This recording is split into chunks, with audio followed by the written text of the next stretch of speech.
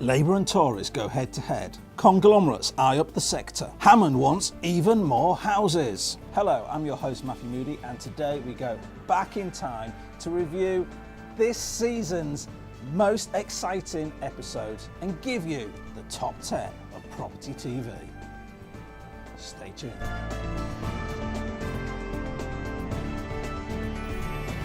Hello and welcome back to Property TV.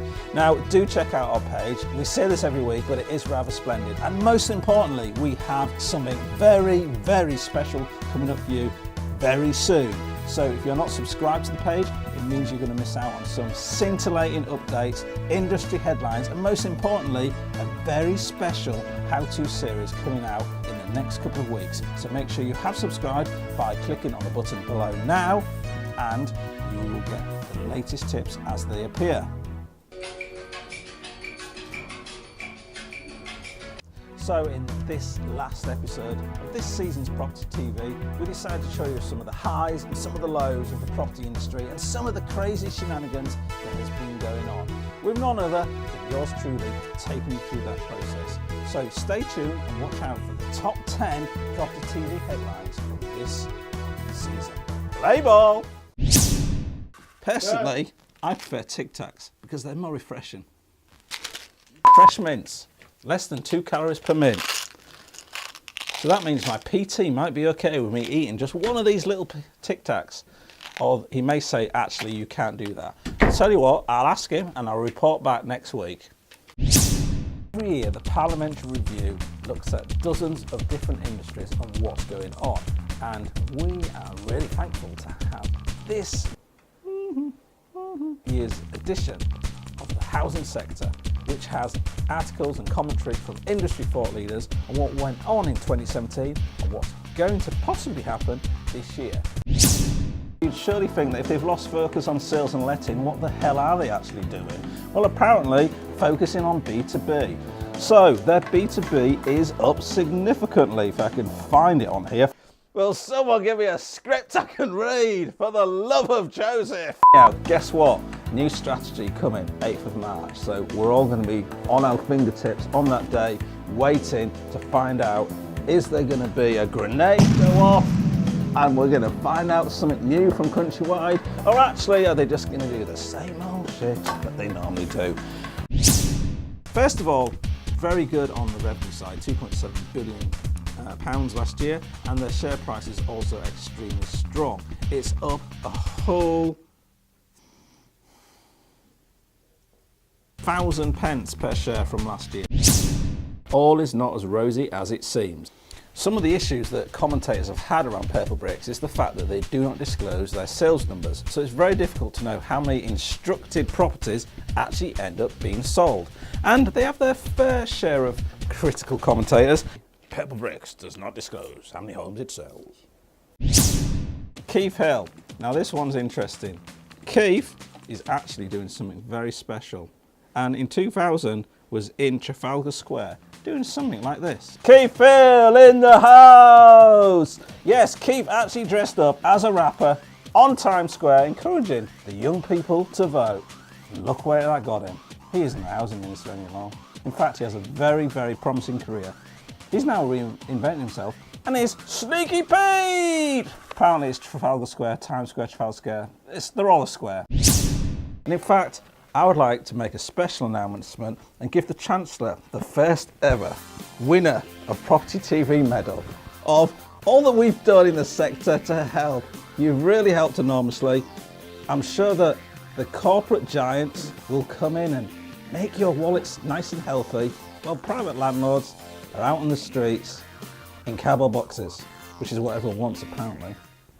Got to call her a Star of the Week because we have a special certificate for Yvette Cooper, which we'll be posting to our office in Parliament, because Yvette, you are our Star of the Week because you managed to build the most amount of houses for any housing minister in the last 21 years. So go, go, go Yvette, we love you. Now at the same time, we always have to have a booby prize on Property TV, and unfortunately the booby prize is this very small medal.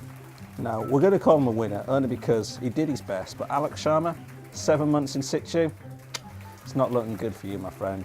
but we're going to send this to you anyhow. And thank you for taking part and actually going out and visiting quite a few sites, because we did see you on the news and we knew that you were trying to do things, but Teresa obviously didn't like you. Don't know why, but these things do happen. As we all know, and I said this in the submission to the finance bill as well, in my opinion, clause 24 will lead to a cataclysmic end of event or end of sector change for the private rental industry, for the small-time landlord, which appears to be what the government wants. But as the Chancellor would say, and the Housing Minister, nothing to see here, move along. Move along. A storm is coming. A storm is on the horizon. It's the rise of the buy-to-let landlord. They're coming for you. Hide, hide. They'll take our houses from us. But we will never give up. However, this all ended in April 2017, when the Chancellor decided it was enough, and he planned to phase out mortgage relief by 2020. Now, our favourite Chancellor, of course, Mr. Hammond, I pointed to him again. I love Hammond. You know what I love most about him? The fact that he basically fucked over our entire country, and now he's the editor of the Evening Standard. Awesome! So now he can report on the news or do whatever his masters tell him to do. We've made a boo-boo. Hammond wasn't the Chancellor at the time. It was our friend Osborne. Come on, we've got to get these facts right, my friend. I do apologise. Script writers. Back, we discussed the parliamentary review with our favourite Prime Minister, Theresa May. Now, if you're in government, you're allowed to produce white papers. Now, they're normally very special, not generally very interesting. But this week, we're going back over to the dark side. In fact, we're going to see what's going on with our arch nemesis, the man who forgot the Cold War has ended, Jeremy Corbyn. He doesn't create white papers. No, he creates red papers, which we're going to discuss what's going on with Labour right now. Long story short, meet Jeremy. He's a vegan. He also cannot sing the national anthem, but he is leader of the Labour Party. We don't know how this is going to happen. Only his Lord and Saviour Karl Marx knows. We'll leave it to him. So I do hope you enjoyed this week's episode of the top 10 property TV headlines. We had a lot of fun putting it together for you, and we hope that you learned a lot and also laughed at the same time. Now do stay tuned for our next season, which will be filmed in an entirely different location with entirely different headlines. Yes, there will be. Still me presenting though. Sorry about that, but we have to do what we can do.